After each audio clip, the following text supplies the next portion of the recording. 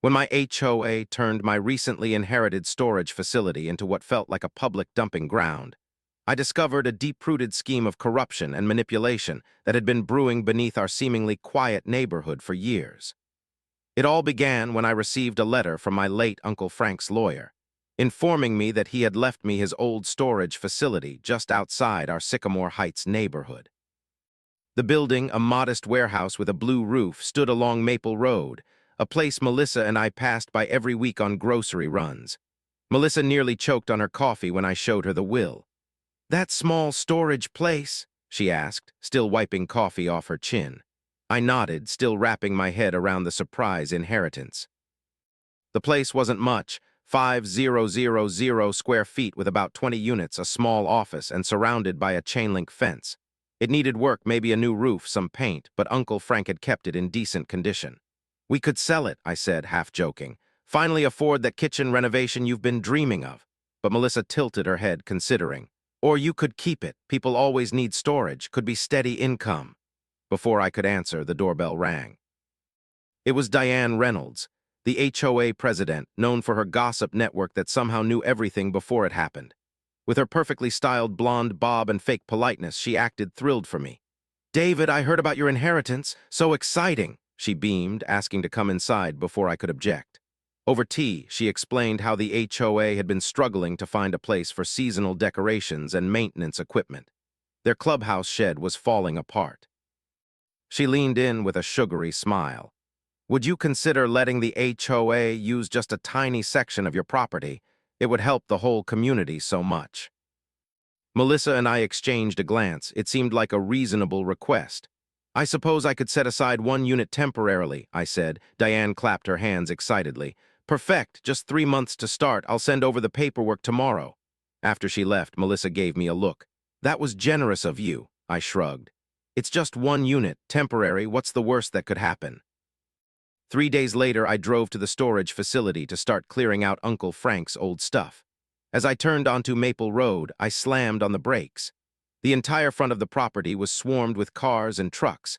People were unloading furniture, boxes, and even a boat. I parked on the street and pushed through the chaos. There in the middle was Diane, clipboard in hand, orchestrating the madness like an airport traffic controller. "Diane, what's going on?" I yelled over the noise. She turned with a gleam in her eye. "Isn't it wonderful? Everyone's so grateful for your donation." My jaw dropped. "Donation? Our agreement was 1 unit for HOA equipment." Diane brushed it off with a smile. "Well, when I told the board, everyone got so excited. We amended the bylaws. Now it's officially a community resource." I stood frozen, watching as neighbors I barely knew hauled their belongings into units I had never agreed to lend. Mr. Gunderson was wheeling a motorcycle into Unit 6 while the Wilsons backed up a trailer filled with boxes and what looked like a couch into another. I turned back to Diane, my voice tight. "You can't just let people take over the property. It's mine, not the HOA." But Diane kept smiling as if I were the one being unreasonable. "David, the board voted. And technically, your property falls 8 feet inside our jurisdiction. Tom checked the county maps." My heart sank as she handed me a document titled Bylaw Amendment 47.3, Community Storage Access. My name was all over the community newsletter, too, praising my generous donation in a heartwarming display of neighborhood solidarity. I drove home stunned. It felt like the ground had shifted beneath me. That night I couldn't sleep. How could they do this? The next day I returned to the facility determined to fix things, only to find that all 20 units had new padlocks. I didn't have keys to a single one. Corinne Mitchell, our neighborhood's self-appointed rule enforcer, was in Uncle Frank's old office, calmly arranging plastic bins. "We had to change the locks," she said without even glancing at me. There was a report of suspicious activity. I clenched my fists. "Corinne, this is my property. I never agreed to any of this." She finally turned to face me, hands on hips. "Not what Diane said, and the newsletter says you did. Are you calling our HOA president a liar?" I had no answer because suddenly everything I said seemed to be twisted into something else. Later that evening, I received an email blast from the community with the subject line, "Grand opening today." It featured photos of smiling neighbors unloading into the storage units, calling it a shining example of neighborhood unity. My name was in the first paragraph, credited as the donor of the decade. I pulled over on the side of the road, heart racing. I was trapped. And it didn't stop there. The following week, I returned again, only to find a hand-painted sign above the entrance reading Sycamore Heights Community Storage. My uncle's sign had been taken down. Inside, Mrs. Patel was gently arranging her Christmas decorations in one of the units. "Thank you, David," she said, beaming. "We needed this so much." I tried to explain the misunderstanding, but her face fell. "But Diane showed us the paperwork with your signature." My blood ran cold. "My signature? What paperwork?" I left immediately and drove straight to Diane's pristine white house, anger boiling inside. Her husband Tom was mowing the lawn and smiled until I confronted him. "Your wife forged my signature," I said flatly. His smile vanished. "That's a serious accusation. And it's illegal," I added before heading to the clubhouse where Diane was wrapping up a board meeting. I blocked her path and demanded answers. She tried to gaslight me again, waving it off as a misunderstanding. But I knew better now. This was no accident. This was war. I returned home feeling like I was losing a battle I hadn't even known I was fighting. That night I barely slept, my mind spinning with questions. Why were they so desperate to claim my storage facility? What was so important about it that Diane would resort to forgery and manipulation? The next morning I didn't have to wonder long. My garbage cans were missing from their usual spot beside the garage. I found them dragged to the front lawn, tipped over with trash spilling out. Taped to my front door was a violation notice, improper garbage receptacle storage, $50 fine. Melissa looked pale when I told her. Minutes later, our neighbor Amanda called, urging us to check our mailbox. Inside were 6 more violation notices, each for a different absurd infraction. Unapproved garden border stones, too many bird feeders, non-compliant porch lighting, mailbox height, window screens, and even a ceramic turtle my daughter made in art class, deemed a disruptive lawn ornament. Melissa read them with wide eyes. "This can't be a coincidence." "It's not," I replied grimly. "It's a message." The HOA, under Diane's command, was now using its petty rulebook as a weapon. They wanted to break me down with fees and fear, but I wasn't going to bend, not this time. I realized I needed proof, something concrete to counter their lies. Uncle Frank had kept meticulous records. I remembered the dusty file boxes in his old office and drove straight to the facility. I didn't care if they'd changed the locks. I had to find those files. But when I arrived, the parking lot was packed again. A large hand-painted sign declared the place as Sycamore Heights Community Storage. Neighbors were still moving things in as if it truly belonged to everyone. I spotted Mrs. Patel struggling with a heavy box and helped her load it into a unit. "Thank you, David," she said. "These are my husband's bowling trophies. We needed a safe place while we renovate." I tried to gently explain the truth, but she looked confused.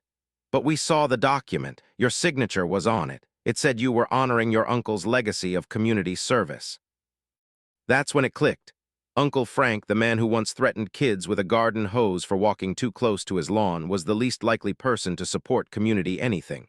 That document had to be fake. I thanked Mrs. Patel and sped to Diane's house. She wasn't home, but Tom was. I didn't hold back. "She forged my signature," I said. "I want to speak with her now." Tom's demeanor turned cold. "That's a serious accusation," he said. "I'd be careful throwing around words like that." "Is that a threat?" I asked. "Just friendly advice," he said, starting his mower again. I didn't care. I drove straight to the clubhouse. The meeting was just ending, but I caught Diane before she left. "We need to talk now." Her smile was tight as she tried to sidestep me, but I blocked her path. "You showed fake paperwork with my signature. That's forgery, Diane." For the briefest moment, her expression shifted, her mask slipping to reveal something colder beneath. Then it was back, sweet, polished, fake. "You're mistaken," she said smoothly. "Let's discuss it at the next board meeting. Submit your concerns in writing." She walked off, leaving me fuming. As Diane walked away without a shred of guilt, Raj Patel approached me cautiously from the parking lot. "Everything okay?" he asked. I didn't hesitate. "No, they've stolen my property and are now pretending I gave it to them willingly." Raj's expression darkened. "You wouldn't be the first," he said quietly. "The Smiths lost their RV parking pad the same way. They had proper county approval, but Diane buried them in technicalities and fines until they gave up." I stared at him in disbelief. "How is this even legal?" Raj shrugged. "It's not really, but Diane has the HOA legal fund behind her. Anyone who fights back has to do it on their own dime. It's easier to just surrender."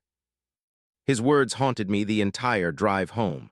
When I pulled into the driveway, I noticed the garbage cans were now standing upright, but someone had taped another violation notice to the front door, this one citing an improper fence height. Inside, Melissa was on the phone with a pale look on her face. "That was Amanda again," she said. "She said we should check our mailbox, again." I went outside, and sure enough, it was stuffed with more envelopes. 6 new violations, everything from unauthorized porch lighting to excessive bird feeders. Each one carried a fine, and each one screamed retaliation. "They're trying to crush us financially," Melissa said as she flipped through the pile. "This is Diane sending a clear message, submit or suffer," I nodded. "It's time we find out exactly why they want that facility so badly." Melissa raised an eyebrow. "They control everything, David." "Not everything," I replied. "Uncle Frank kept records, detailed ones. I bet there's something in those files that proves what's really going on." So I went to the county clerk's office the next morning, clutching Uncle Frank's deed papers. I needed answers. Gloria, the clerk, was a sharp, no-nonsense woman with graying hair and sharp eyes. "Someone stole my building," I blurted as I approached her desk. She raised an eyebrow but gestured for me to sit.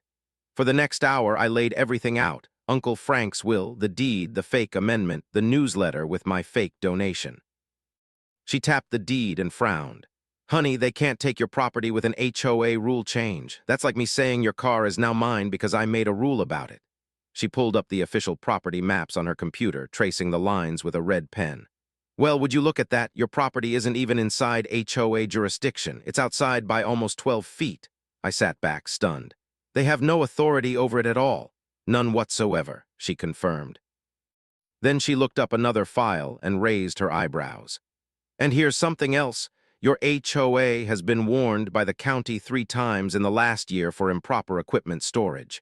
If they don't find a compliant facility by next Tuesday, they'll be hit with a big fine." The pieces snapped into place. That's why Diane wanted my facility. They were desperate, and now I had proof. Armed with the truth, I went straight to my friend Miguel, a real estate attorney. After reviewing all the documents, Uncle Frank's will, the deed, the boundary map, and the forged amendment, Miguel drafted a cease and desist letter. "If they don't comply, we'll file for a restraining order," he said. "You have a rock-solid case." The next HOA meeting was just days away, and I decided that's where I'd drop the bombshell. I arrived early and sat quietly in the back, watching as neighbors trickled in. Some nodded politely, others whispered to each other when they saw me. Diane, ever composed, tapped her gavel to begin. "First item on the agenda," she said with a smile, "the new community storage facility signage." I stood up. "Actually, I'd like to speak on that," I said calmly. Diane's smile froze. "David, now's not the time." "It is," I said firmly. I walked to the front and spread the boundary map across the table. "This building," I said, pointing to the property outline, "is not within HOA boundaries. It lies 12 feet outside. I had it professionally surveyed this week." A hush fell over the room. Tom Reynolds shifted in his seat. Corinne gasped. "That can't be right," she blurted. "We checked the maps." "Did you?" I asked, turning to her. "Or did you just assume?" I placed Miguel's cease and desist letter next to the map. "And here's a formal legal notice. You have until the weekend to remove your belongings from my property." The room erupted in murmurs. Diane tried to regain control, banging her gavel. "Order! This meeting is not the time for personal vendettas." But the neighbors weren't listening. "Explain this," I continued, holding up a document I'd obtained through public records, a $48,000 quote for a new HOA storage building dated just 1 day before Diane came to my house asking for temporary space. "You were going to take my property to avoid paying a fine. You changed the bylaws to cover it up. You forged my signature." Corinne stood, pointing at me. "We were doing you a favor maintaining that old building." I laughed bitterly. "Really? You call trespassing and forgery a favor?" Diane's composure cracked. "We have a binding agreement," she snapped. "No, you don't," I said calmly, sliding the letter across to her. "My attorney disagrees." At that moment, something unexpected happened. Applause. First a few claps, then more. Neighbors who had sat silently before were now standing, patting me on the back. "Good for you," one whispered. Diane's face turned crimson. "This meeting is adjourned," she barked and stormed out. As I walked to my car, Raj caught up to me.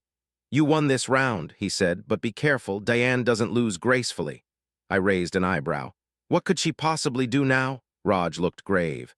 She has connections, city planning, enforcement. She'll find a way to retaliate. You need to document everything. Take photos, measurements. She's not done. The warning echoed in my mind as I drove home.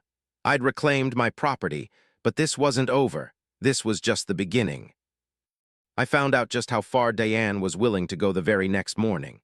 At exactly 6:17 a.m., the roar of chainsaws jolted me from sleep. I leapt out of bed and ran to the window, heart pounding. Outside, 3 men in yellow vests were cutting down my prized oak tree, the one my kids had grown up swinging from. I ran outside in pajamas and bare feet, shouting over the noise. "Stop! What are you doing to my tree?" One of the workers approached with a clipboard. "HOA emergency removal order," he said flatly. "Says here the tree's a safety risk due to root damage." I stared at him, stunned. "That tree is perfectly healthy. I had it inspected last spring." He handed me the paper. The inspection report was dated yesterday and signed by Diane Reynolds. I could barely speak from the fury boiling inside me. "This is my property. You can't just—" "We have authorization," he interrupted. "Take it up with your HOA. We're just doing our job." I called Melissa from the lawn, my voice shaking. "They're cutting down the oak, the one we took family photos under." All because I exposed Diane's lies. Still in my slippers, I drove straight to Diane's house. She answered the door in tennis clothes, racket in hand. "David, what a surprise. I'm just heading out." "You know exactly why I'm here," I said, barely containing my rage. "That tree was fine. This was revenge." Her expression shifted slightly, the fake concern returning. "The inspection found root damage. It posed a liability risk. We can't be too careful." "You did this because I embarrassed you," I snapped. "You're abusing your power." She smiled tightly. "Careful with your words, David. That sounds like defamation." Then she glanced toward my house with a smirk. "Oh, by the way, I noticed your fence looks about 6 inches taller than regulation. Expect a notice." And with that, she walked past me to her car. By the time I got home, the oak was nothing but a stump.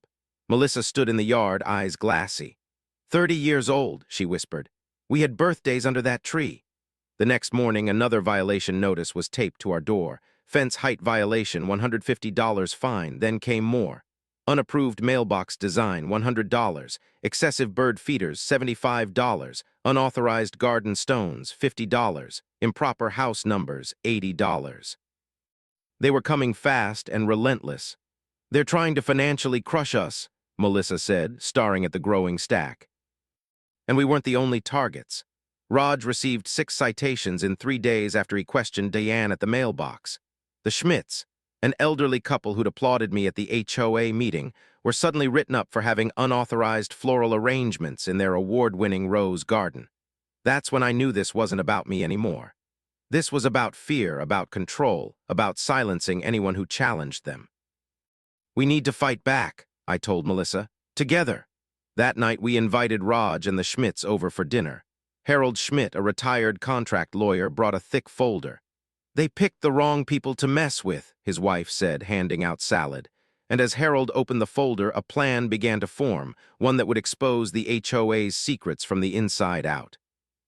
Harold laid out documents across our dining room table, his fingers tapping key sections with lawyerly precision. "This isn't just bad governance," he said. "It's criminal fraud." He showed us how over the past few years the HOA had collected tens of thousands for playground renovations that never happened. $85,000, Melissa whispered. "And the playground's still broken?" Harold nodded. "And look here," he added, pointing to a vendor invoice. "Try our construction." They received a $40,000 deposit last year. Raj chimed in. "Owned by Tom Reynolds' brother-in-law. I checked state business records myself."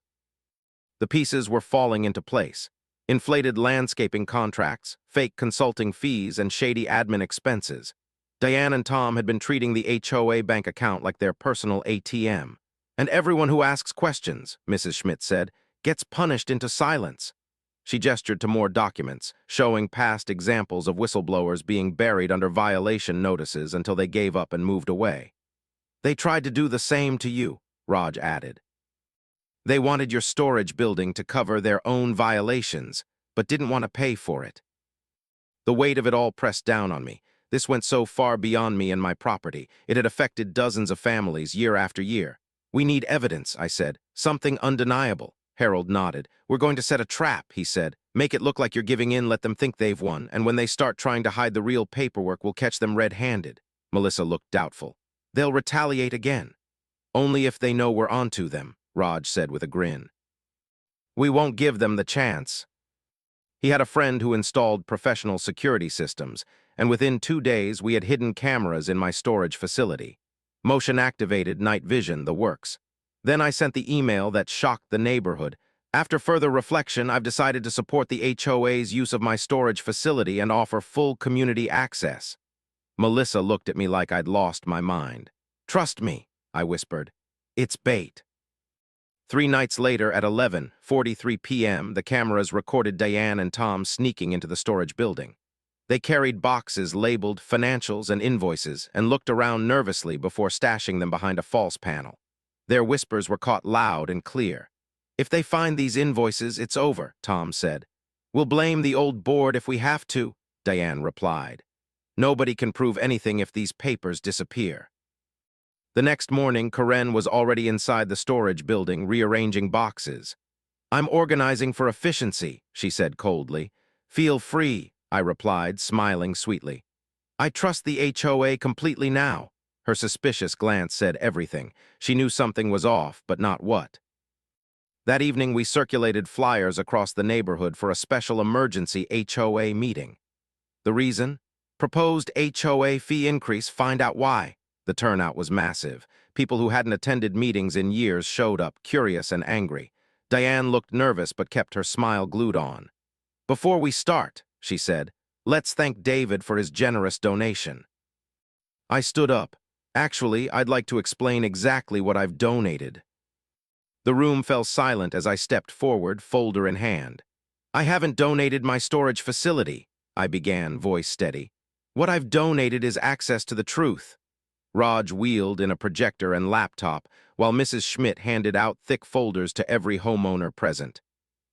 Inside, I said, you'll find records of misused HOA funds, consulting fees paid to companies owned by board members, inflated contracts awarded to family members, and nearly $50,000 missing from the playground renovation budget. Tom Reynolds leapt to his feet. This is slander you can't prove. Actually, I interrupted, nodding to Raj, we can. The screen lit up with night vision footage from the storage facility. There they were, Deanne and Tom, creeping in after dark, hauling boxes labeled invoices and financials. Their whispers echoed through the room. If they find these invoices, we're finished, Tom's voice said. We'll blame it on the previous board, Diane whispered. Nobody can trace anything if these disappear. Gasps filled the room. Karen's hand flew to her mouth. They tricked us, she murmured, turning to me. You tricked me. I shook my head gently. No, Karen, they tricked all of us. Diane tried to speak, but Mrs. Schmidt blocked the exit as police officers entered the community center. They'd like to ask about those missing funds, she said calmly. Diane and Tom's faces turned ghostly pale as the officers approached. The next few days were a blur. News spread fast. Neighbors gathered on lawns, at mailboxes, and in driveways, shaken by what they'd learned. The once fearful community began speaking up. Most of the HOA board resigned in disgrace. Flyers appeared announcing a new meeting, rebuilding our neighborhood. Raj had reserved the public library since the clubhouse now felt tainted. Harold stood at the front of the packed room. We have 2 choices, he said. Stay bitter or rebuild better. I nominated Mrs. Schmidt as interim president, and to my surprise, Karen seconded the motion. She's honest, Karen said softly, and that's what we need now. Mrs. Schmidt accepted with a determined nod. First, every financial record will be posted online. Second, we end the ridiculous rules about garden stones and bird feeders. And third, we need a true community center. David, what are your plans for the storage facility? All eyes turned to me. I paused, thinking this was my moment to be done with the whole mess or build something better. I'm creating a nonprofit-run community center, I said, not owned by the HOA but open to everyone. Gasps and whispers filled the room. Why after everything? Someone asked. Because community shouldn't be controlled by fear, I said. They tried to steal that idea. I want to give it back. 2 months later, the Pine Hollow Community Center opened its doors. Melissa designed the layout, Raj's firm donated shelving, and even Karen came to paint walls. I need to make things right, she said. On opening day, kids played outside, neighbors laughed, and for the first time in months, our street felt like home. That night, I found a letter in the mailbox, no return address. Inside was a cashier's check for $112,000 and a note. For the tree, I'm sorry, Tom. With that money, we planted 20 new oak saplings across the neighborhood. As we dug, laughed, and rebuilt together, I realized the most powerful thing we'd reclaimed wasn't property. It was each other.